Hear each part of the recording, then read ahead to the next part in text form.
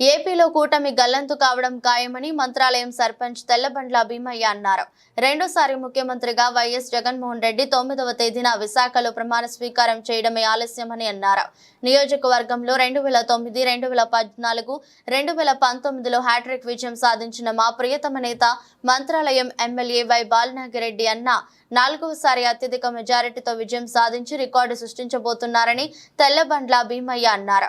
ఈ కార్యక్రమంలో వ్యవసాయ సలహా మండలి సభ్యులు కురువ మల్లికార్జున, సచివాలయ మండలి కో కన్వీనర్ వికేసి రాఘవేంద్ర ఆచారి, ఉప సర్పంచ్లు హోటల్ పరమేష్, వీరనాగప్ప, ఎంపీటీసీ సభ్యులు వెంకటేష్ శెట్టి, వార్డు సభ్యులు, సచివాలయ కో కన్వీనర్లు, గృహ సారథులు, ముఖ్య నాయకులు, కార్యకర్తలు, అన్ని వర్గాల ప్రజలు తదితరులు పాల్గొన్నారు.